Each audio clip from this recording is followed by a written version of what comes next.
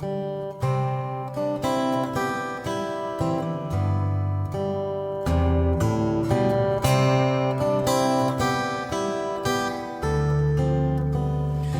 everyone, and welcome to Writers Drinking Coffee. This is a podcast based on writers sitting around, drinking coffee and or occasionally wine, and talking about anything and everything.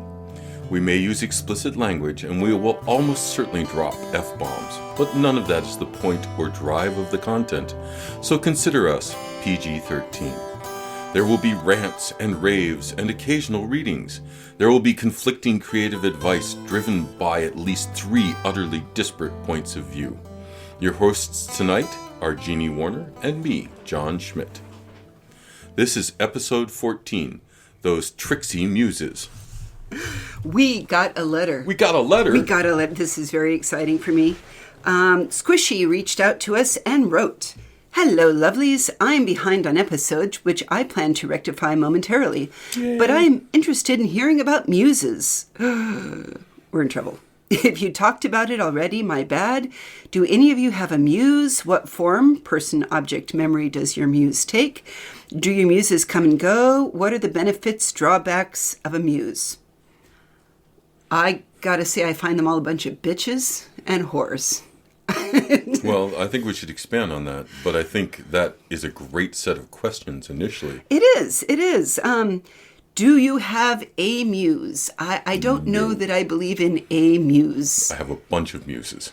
If you look at, there were 9 muses. There was good old Cleo, which I named my cat after the muse of history. Muse of history. Melnipone, Terpsichore, dance, poetry. The Greeks really had it going, but even just for my writing, there's 5, 6, 12 muses. Yeah. But the big thing is, I don't rely on muses, I rely on discipline. I sit down to write, and sometimes I succeed, and sometimes I'm blocked. And I'm going to include, since I just was in a dance thing, choreograph. There's a similar creative process there, but really the need to get it done and having a process to do it means that you're not waiting for someone who wants a drink and a cigarette before she helps you to do anything. On the flip side, sometimes I just sit down with poetry, ask a muse to help, and let it flow out of my brain and pen. I could see that. I agree with you. I think there is no muse quite so romantic as a deadline, and deadlines are beautiful, and I don't just watch them go whooshing by. I actually tend to hit my deadlines. So I agree with you that the greatest muse is discipline, but I think maybe we need to peel back and say, what is the kernel of an idea? Like, I admit that I have a lot of stories that I've written because I woke up and I have these weird dreams, and I'm like, oh my God, I have to tell Joe, wake up, I had this dream. I had another friend, Stacia, who I was apparently in a hotel room with her, and we were on our way somewhere, and I forget, and I woke up and looked and said, robots. Something about their programming was faulty, and that was when she realized that I was dreaming when I was explaining how the programming was completely wrong, and I wasn't technically awake yet. And it's a pity she didn't record that for you. I probably think it's just as well. Fever Fever dreams. dreams. Have you ever run a fever and then you have the wildest, wackiest dreams ever? My fever dreams repeat.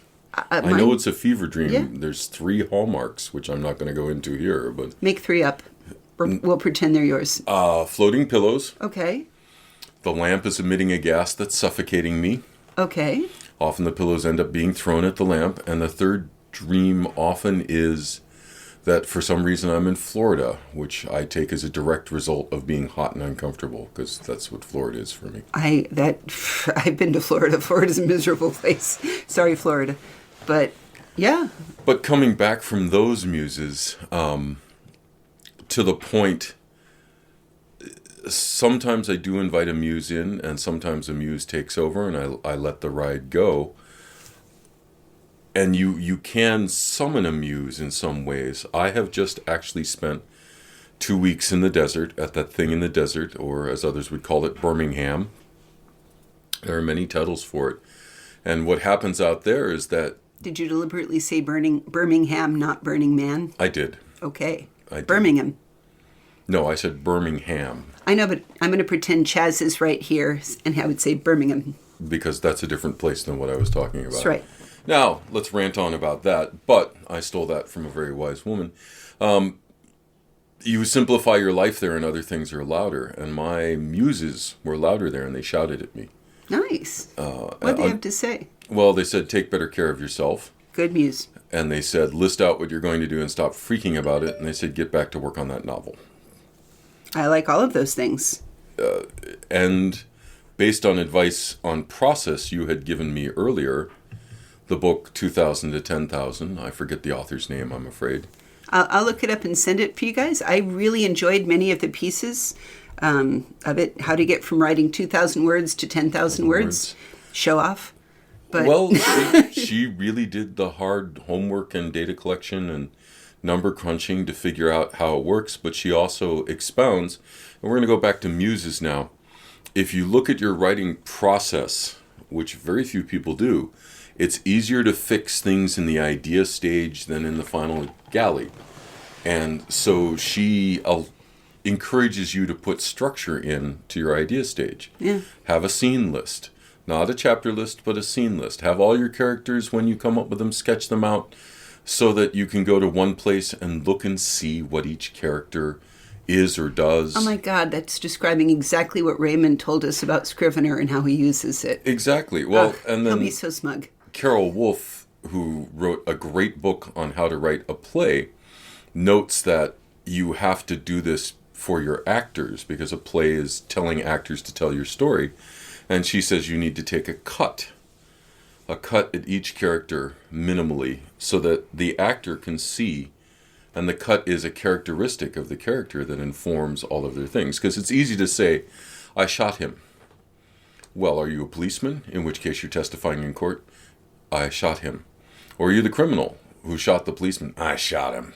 You know, that aspect of character. So going all the way back to the muse, her version of the muse is... Because what does a muse do? A muse gets you to write. Yeah. A muse might give you an an idea. A muse is an idea. A muse helps you generate an idea or generate the words. And from 2,000 to 10,000, she says, if you're stuck where you are, go back one step in the process and fix it there. Right. If it's a scene that you're having trouble writing, go back and look at your scenes and your characters and say, is this the scene that needs to be written? And we hear it from authors all the time. I had it. I had a really hard time in my second Bluebird book. I needed to shoot my intern, but the problem is I really liked the kid. So I unexpectedly discovered that I had an emotional problem with just shooting him. And I'm sure that George R.R. Martin somewhere would say, oh, my sweet summer child, but... Oh, my sweet summer child. Yeah, but in the end, I got through it. I really seriously had to sit down and power through it. But how? Tell me how. Did you just decide that the kid needed to be shot? Well, there needed to be a reason that my character, who was being very good about, I will not randomly go kill people, then decided that it was okay to go kill people. And how we did this is I had to take one of the few things that she cared about and make it personal. Because when your boss tells you you're not allowed to go kill people, you generally shouldn't go kill people. This is very complicated because I haven't, produced the book yet, and someday I'm going to sell it. But what you did was you went back. I went back. I said, you okay. You didn't force yourself to say, okay, we'll just hold a gun to his head and shoot him. You went back and found out why. Do you know what I did also is I wrote the scene where the kid in the hospital is about to get airlifted. I wrote his scene with her, and her saying, I'm going to avenge you, and him saying, I discovering that I'm actually okay with that, and I'm not sure what that makes me. But it was I needed him to afterwards kind of give her tacitly permission to go finish the book for me to be able to and write that scene in the first place. So it's like, that's a hard scene. Let me write the next bit. So I snuck around and I find endings much easier than beginnings sometimes, so. But I had a muse, too, in the whole Bluebird series. Originally, Bluebird was just a short story. I remember. Yeah. And I sent it to my group, and they're like, I feel like there's more here. And then there was this complicated summer liaison that came and went, and the jerk turned out to be a guy in my story. So I used him shamelessly and was able to just keep writing and discover that there was a deeper story. And actually, it was kind of a thriller novel. And apparently, we have to find out a little bit of who's behind it all. We're not quite sure. And so he technically was a dark and bitter muse for me.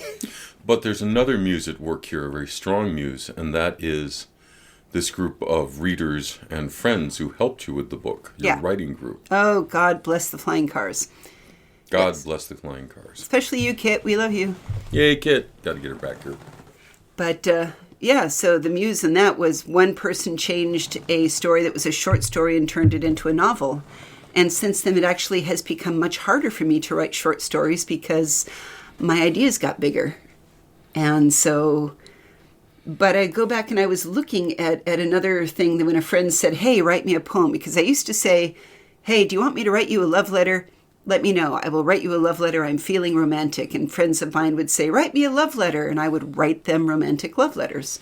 But he wanted a poem, or she wanted a poem. Well, he actually, there's David Korup. David Korup in the SCA. He's the drummer. Amazing drummer. Oh my God, this is the man who single-handedly, I think, went out to Pensick and said, all the drumming here sucks, and spent decades teaching how to drum. I learned from him. He was a drumline instructor, so yay DCI. Yay DCI. But there is a method for how to get a group of people to all drum together. You can see John's now quietly drumming, to himself. But he said, can you write me a poem? And what kind of poem? And he said, well, I really love the poem, and I've seen him perform it on his drum, A Pretty How Town. And in a minute, I'll remember who wrote it, probably a minute too late. But he said, in that generally idea, can you write me something like that? And I said, of course I can, because I'd seen him perform A Pretty How Town, which is, oh my God, magnificent, because he combines drum and the poetry. And so I sat down and I wrote something called The Street Busker. And because I love you all, I'm going to have John read it because his voice is great for this kind of thing. The Street Busker by Jeannie Warner. Woot! The busker's on his corner again, through snow and sunlight, wind and rain, toes tapping, bobbing head, sending out his merry thread. Children stop and tug at hands, wise fools, hairs apparent. Dreaming dreams become transparent, little dancers, little fans. Bricks hum and sidewalks stutter with the snatches that he mutters, sing-song blues and smoky rhymes, troubled feelings, troubled times. Coins clinking in the hat, thank you, ma'am, and how's that? Sure, I'll play it, it's my fave, they'll mark it down upon my grave. He sings his own when no one's there, the ones he wrote for golden hair, or dark or red in summer's light, songs of love, songs of flight. Fingers aching, eyesight blurring, years have passed, that same old coat, the same old kind of scratchy throat. Only traffic changes whirring by. The busker left his corner today, or never came, or cannot stay. The pigeons lost for their next meal. No notes to play, no time to steal. Thank you. See, you make it sound better than me. I love how you wrote that, and there is actually, that is a great poem because I would love to hear... I want to hear him drumming as he does it. Yes, exactly. I want a drummer performer to do that. Maybe we'll get David. I'm going to reach out and say, will you perform it with a little bit of a beat in between? And so we'll play it for you guys because I wrote it for a drummer. A very, very good drummer. Please, David. It would be wonderful. And the sad thing is when I posted it, I had a whole bunch of people saying, oh my God, what happened to David? I'm like, it's not an epitaph. But yeah. So in your case, this particular muse is another musician. Yeah. Who asked you. And a lot of my poetry is quick musings on friends who ask, hey, can you write me a poem? Yeah. And generally I will. Absolutely. Well, for this, I'm writing my very first ever screenplay. And believe me, I'm going out and writing all of how do you write a screenplay? What does it look like? How do you tell a story differently? And I'm not the world's most visual person. You are not. But I had written a synopsis of a story, and now I am going out and saying, for my friend that said, hey, I want to make a horror movie. That I found inspiration, and there we were, maybe sitting around in a thunderstorm and feet water up over our ankles, sipping something warming. And he's like, yeah, horror movies are affordable, and they generally are easy to make, easy to shoot, and people like them. So your muse in this case is someone who can turn your dream into a reality. Yeah, he's the same one. He took my short story and turned it into Not the End of the World, which you can't actually see on Amazon, but you can find it on Amazon as a short movie. He took it around to do some movie festivals. Excellent. And he's had some others. Jordan Heron, he's done very well. I love the movie work. So when he said, I want to do this, it took fire. I'm like, really? I've never written a screenplay. What a delightful challenge. Do you like this story? And I told him this story that I woke up singing the song My Grandfather's Clock. And I said, tall for the shelf. And I think we played it. Everybody plays it in middle school band somewhere. Yeah. My grandfather's clock was too tall for the shelf, so it stood 90 years on the floor. And there's a little cuckoo sound in the band version of it. And I woke up with that creepy playing in an old calliope music in my brain, and I thought it was the creepiest thing ever. So I wrote a synopsis of a story, just saying, I don't know where this is going, let me write it down. And I told it to Jordan. He's like, I'll make a movie out of that. So there you go. I'm writing a My Grandfather's Clock horror movie. I will try to get the most excellent playwright. I don't have an excellent screenwriter in my pocket, I know, to come and talk here. Excellent. Because that would be great. It has turned out it's entirely different than writing short stories.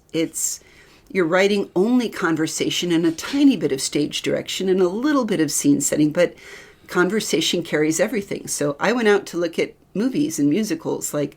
There's a site you can find all of the scripts to all of your favorite movies, and it's got them online. So I was looking at Sweet Charity. And it made me realize how much is carried by the actors and actresses taking just words and making them everything. Words. It's all we have. And you have Shakespeare was divine, and all you have to do is not be terrible, and you can come up with something decently halfway Shakespearean. And then you got Kenneth Branagh, who then came up and made it poetry in a good way.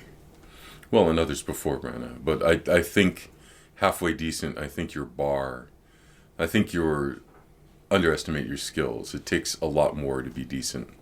There's a lot of bad writing out there. Well, maybe. We used to have bad movie Thursdays, and I still have a copy of Strippers versus Werewolves that I have not yet watched, faithfully waiting for bad movie Thursday. Yet? Not yet. We have to watch that. Right. I mean, for anybody who loves bad movies, there's, Cannibal Women on the Moon and Amazon Women in the Avocado Jungle of Death. You're opening my eyes. Adrienne Barbeau in Bunny Furs. If you imagine that I think I want to close my eyes again. The Mojave Desert is secretly a wild avocado jungle, and somehow the U.S. military can't do anything about it. These are deep, deep movie plots here. Adrienne Barbeau in a bunny fur bikini. I think that's a muse I've never had. Well, she could be there for you. She could. Thank you, Adrienne. What was the movie, what's her name? Raquel Welch in a bunny fur in 3000 BC or whatever. I don't remember the name. Yeah, whatever. Yeah. Not Land of the Lost. I don't know. I think right now I'm waiting for a remake of The Addams Family, a live-action remake after the last one. Oh, I did love those. The dress. And also, of course, all the other characters. Yeah, and so... The Mamushka. The Mamushka. I want a Mamushka. Of brotherly love. I totally want to throw a Mamushka party. Okay. But yeah, so there's a lot of places that they can be. I mean, I loved Shakespeare in Love, where he says, my muse is always Aphrodite, but I don't write things to the goddess of love. You kind of do. Sometimes, although I'm more, not Eros, not Cupid. I'm more writing to Diana, a more chaste love in most cases. But that's an excellent point that you've just made. There are 1,000 muses of love. Yeah. If it's, even just in Greek culture, you can find so many. Even Bacchus, in his own way, is a muse. Well, that's not... Well, some would call it love. Yeah. And some would call it tearing people into meaty shreds, but that's another The thing. Maenads. The Maenads. Let's have a wild raging party and tear everyone. Yeah. Maybe after Me Too, we need a little Maenad action. I don't know. So I don't know if, Shakespeare in Love got us the idea that there can be one muse and you will write everything. She will be my heroine for all time and her name will be Viola. But I don't know if that's real for most people. There's just too much practicality out there. Like, I'm getting involved in writing our first game designs, me and the Web Spider. And so we are writing, and somebody else came and said, well, we have this idea. We want you to write it, which is kind of almost antithetical, because if somebody said, hey, I have this novel idea, will you write it? The answer is no, go write your own damn novel. Yes. Because I'm not sure you can write somebody else's novel or somebody else's idea, but when this is the writing, technical writing combined with creative, combined with somebody wants an outcome. So is that a muse, or is it an inspiration, or is it a deadline? But is a deadline a muse? A deadline is a muse to you, even without the whooshing noises. And process is a muse to me. Well, it's sort of like when they first said, okay, I want you to write a haiku, and it has to have a season, and it has to have weather. What was the other thing? Haiku purists are going to yell at the thing, but I don't remember. There was 3 things that every haiku is supposed to have, which is impressive in such a limited number of... I always thought it had to have an emotion built in. It's like autumn storms, the lightning flashes, the pine tree is no longer on the hill or something. Paraphrased from... Mangled from another source, but yeah. But yeah, the narrow road to the deep north, the parties. But that's the limitations of the form inspiring you to do better. Yeah, but... Kind of like a trio that rhyme scheme forces you to be more creative in your word choices internally. Because you've got that repeating rhyme, any rhyme scheme, but I'm hanging on triolet because I need to write one. Yeah, I'd written a story. It started off because somebody said, hey, there's this anthology for rock and roll, Really? Something based on... Years went by, I think Steve Berman or something, friends of Chaz and Karen's, and they did not like My Rising Sun, tragically. But when I went back and read it the second time, I realized that it was a different sort of story with a different sort of point. For instance, it's captain of a ship, which I relate to, but it does not matter the gender of the captain, and it doesn't really matter the gender of most of the crew. But it was interesting when the writing group read it aloud to find the different perceptions of gender that each of them assigned to each of the... It's like, so do you think the captor's a girl or a boy? And they're like, oh, female, male. And one said, well, only one person noticed. You didn't actually ever say. And the point is, does it matter? Does every story have to be nailed down to... a gender, a binary, a preference. Does every story have to be nailed down to a color? Because, haven't we all looked at something really beautiful or somebody really beautiful and said, wow, that's exquisite, and I am not at all interested in it. And so just because I may like one thing or another does not necessarily mean that it's going to move me, but it does not assign anything to me by liking it or not liking it either. So I'm going to loop that back to our muse and say that what that says to me is that your muses are not my muses. Yeah. But they can be beautiful muses all the same. Well, here's the question of the muses were, daughters, but what if it was air quote daughters? Would it make a difference in the world if the muses were all men? In different cultures, they are men. Are they? Yeah, sometimes. I'm going to look that up for everybody online to find out what the different muses I'm going to have might to defend that online. We should come back to it. Okay. Speaking of coming back to, can we go back to the questions that were written to you and make sure we've covered them? Absolutely. It's what form does the muse take? Person, object, memory. I got to say, I am not an object person. Are you an object person? No. Yeah. No. I have used talismans and tokens before, At one point in my life, I wrote a whole bunch of really funny poetry in the voices of 3 stuffed animals. And I would line the 3 stuffed animals up and make them talk to each other as part of the poem. But Right. I didn't need to have the animals to do it. It was just fun to do. And an idea is not a muse to me. Muses give me ideas, allow me to have ideas. But an idea may inspire me to work on it, or may inspire me to avoid it completely. But a muse is... Well, it's not really one muse, one project, 1 hour either, because you can have a lot of projects open at any given time. Like, I have at least 3 other dreams that I've written, a couple 10,000 words in here or there saying, it's here for me whenever I want it, when I have time, when I'm giving up on this current skein and going back to another one. But I've found that, like, my muse for this story is every time I go back and read more of history of what was going on in the world in 1901, how is that not its own inspiration? So Cleo, my muse of history is, and you're writing a book too. Cleo is a powerful muse. Yeah, it's especially when Cleo pulls aside the curtain and reveals a truth that others have obscured. Yes. Wait, it wasn't really like that. And how was it really like? How was it really like? And what does that mean? Oh, God, Cleo. Your Cleo is your muse for the book you're now writing, your first book. One of them, yes. Yeah, so the Western, as it really was, not quite whitewashed by Hollywood. Really was, yes, exactly. Because we have all these movies of the man in the West, but the man in the West was often a boy, often Negro or Mexican. There's economic factors there, and sometimes the man in the West was a woman. Yeah. And these all fit in. There's, a matter of fact, a couple cases provable where the man in the West may have been dressed as a woman.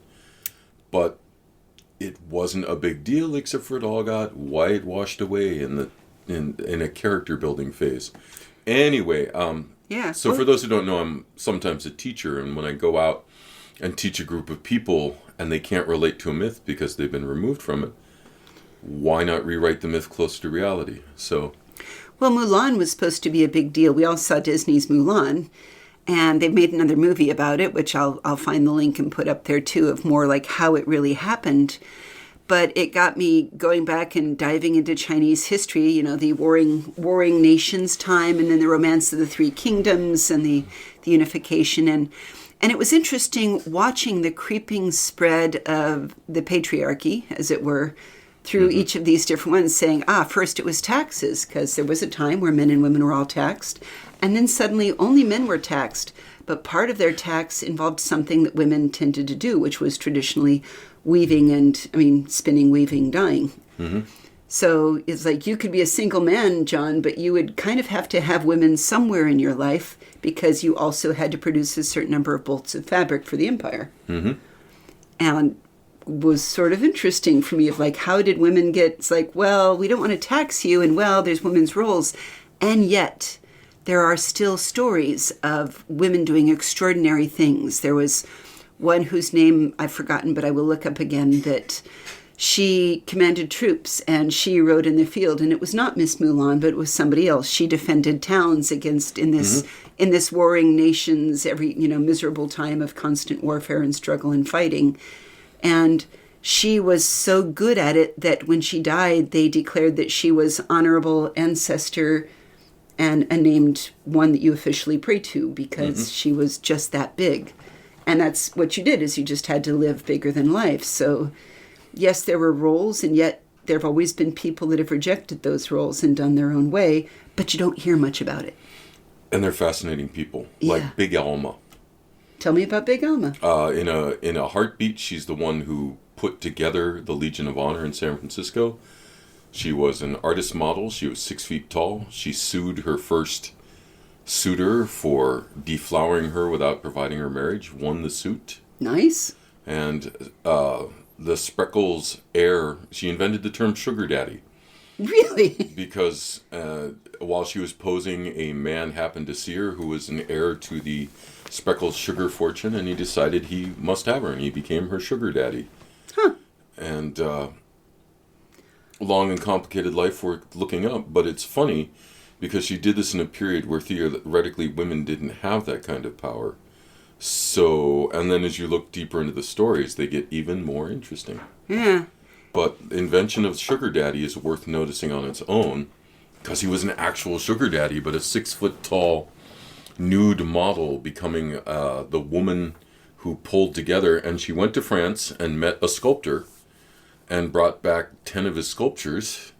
And that is the basis for the fact that there's a lot of Rodin at Stanford. No, Stanford's a different couple at the Legion d'Honneur in San Francisco. Awesome. The thinker in the courtyard she brought back from France from the sculptor. Wow. I was Denise Tanaka in our writers group is writing a story of another famous artist that came over from Japan in the 1920s. His name was Tanaka, and he married an American woman. And it was an interesting time for America because a woman, if she married a foreigner, she lost her citizenship. Oh, I didn't know that. Because women were not really many different things at the time. And there's too much of a soapbox, so I will invite Denise to come talk about it sometime. That would be lovely. But she related to it because she also married a Japanese American and settled down, and in the 1920s, they had to go state after state until they found a judge even willing to marry them. Because that's a foreigner. And Can I rant for a second? Please. I know it's a soapbox, but it's a soapbox we're standing on. Let us illuminate with Cleo's gentle light the stupidity of recent past and keep moving forward with it. Yeah. So I understand you're being sensitive to people, but yeah, if we know these mistakes, we can avoid them. And I will never forget my mother's trouble at getting a credit card in the early 70s because women in the 70s did not have the right to have a credit card on their own name. Exactly. And that is something we cannot forget. I bring it up to the kids all the time, to my nieces and nephews, reminding them that there are men that are in Congress now that were alive and happy at a time where women were definitely third-class citizens. Yes. Well, anyway, you've been listening to Writers Drinking Coffee, which is a labor of love and enthusiasm put together by the host. Our main web support magic is brought to you by Deirdre McGaffey-Schween, and our sound engineer and backup web spider is David Welsh. Our intro music is Pretty Maid Milking a Cow, and our exit music is Breakfast with a Morning Person, both by Michael Engberg. You can hear more from Michael Engberg on manyhatsmusic.com. Our podcast sponsor is Jackal Designs, enabling you to be able to buy cool WDC swag. Check them out on Facebook, JAKKAL Designs.